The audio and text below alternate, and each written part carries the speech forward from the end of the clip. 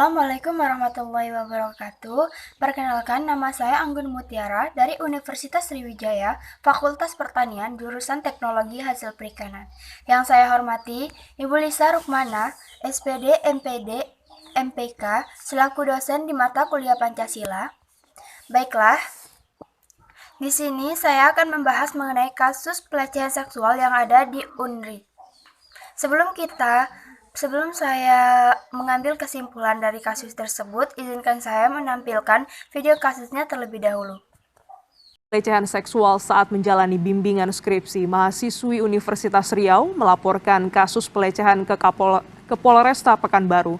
Kasus ini masih ditangani pihak kepolisian dan korban masih menjalani pemeriksaan. Sejumlah perwakilan mahasiswa BEM UNRI Jumat petang mendatangi Polresta Pekanbaru untuk membuat laporan terkait dugaan pelecehan seksual yang dialami seorang mahasiswi jurusan Hubungan Internasional FISIP Universitas Riau berinisial L. Para dosen pembimbing yang juga merupakan dekan di Fakultas FISIP Universitas Riau, Syafri Harto, membantah melakukan pelecehan seksual saat bimbingan skripsi terhadap mahasiswanya berinisial L. Versi Syafri, saat kejadian, dirinya hanya memberikan semangat karena mahasiswi tersebut sempat menceritakan permasalahan keluarga yang dialaminya.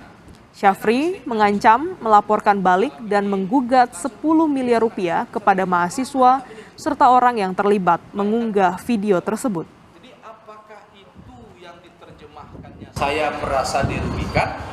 Kemudian saya ini marwah, memberikan semangat, nama baik saya tercemar atau bahasa hukumnya pencemaran nama baik, maka saya secara hukum saya akan tutup balik. Kemanapun saya akan tutup balik. Saya akan menuntut balik kepada mahasiswa yang menyebarkan ini, yang menjadi sumber awalnya, yang saya suruh datang. Status tersangka terhadap SH ditetapkan setelah tim penyidik melakukan gelar perkara atas proses penyelidikan dan penyidikan. Dugaan pelecehan seksual dialami mahasiswi Hubungan Internasional FISIP UNRI. Selama proses penyidikan, penyidik telah memeriksa 18 saksi dari pihak korban, keluarga korban, terlapor hingga pihak kampus. Penyidik juga melakukan uji kebohongan dengan poligraf untuk mendalami dugaan pelecehan seksual. Di sini kita membahas mengenai pelecehan seksual. Pelecehan seksual itu adalah salah satu kejadian yang dapat menimbulkan trauma yang cukup dalam bagi korbannya. Seperti yang kita lihat tadi, ini pelecehan seksual yang terjadi pada mahasiswa UNRI. Seorang mahasiswa dilecehkan oleh seorang dosen. Ini sering terjadi di universitas, bahwa dosen itu memberikan sesuatu yang sangat baik, mencerminkan sesuatu yang baik, mengajarkan sesuatu yang baik kepada mahasiswa-mahasiswinya di universitas. Tetapi dia telah melakukan sesuatu yang sangat tidak baik seperti ini. Dosen itu kan telah menjalani pendidikan yang begitu banyak, yang begitu tinggi. Seharusnya dia belajar, seharusnya dia mengetahui sesuatu yang dia lakukan itu sangatlah tidak baik, sangatlah tidak bagus. Saya melihat video itu, seorang dosen itu tidak mengakui perbuatannya.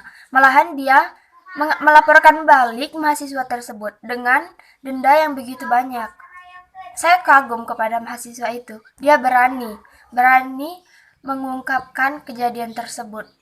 Padahal kita tahu bahwa sesuatu yang seperti ini, kejadian seperti ini, di kalangan masyarakat itu dianggap ini sangat tidak baik kan?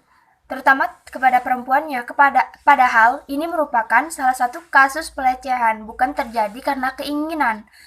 Seharusnya kita menyalahkan dosen tersebut. Dia tidak mengakui kesalahannya, malahan dia melakukan pelaporan balik kepada mahasiswa tersebut. Mahasiswa itu tetap teguh dengan tetap yakin bahwa dia bisa melaporkan seorang dosen tersebut. Pada zaman sekarang masih banyak sekali kasus pelecehan yang terjadi pada wanita dan dianggap aib jika diceritakan kepada orang lain. Bahwasannya kasus ini di kalangan masyarakat dianggap sangat memalukan. Seperti yang kita ketahui bahwa korban yang mengalami kasus pelecehan ini memiliki trauma yang cukup dalam. Untuk menyembuhkannya saja memiliki waktu yang lama. Apalagi sampai terjadi pemerkosaan.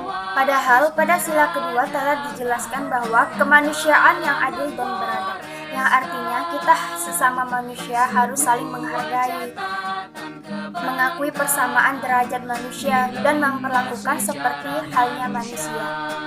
Sebagai wanita yang menjadi korban pelecehan seksual, tentu tidak harus diam saja. Kalian harus berbicara, harus mengungkapkan, harus meminta keadilan, harus melaporkan kepada pihak yang berwajib agar pelaku tersebut akan mendapatkan hukuman yang sesuai dengan apa yang dia lakukan.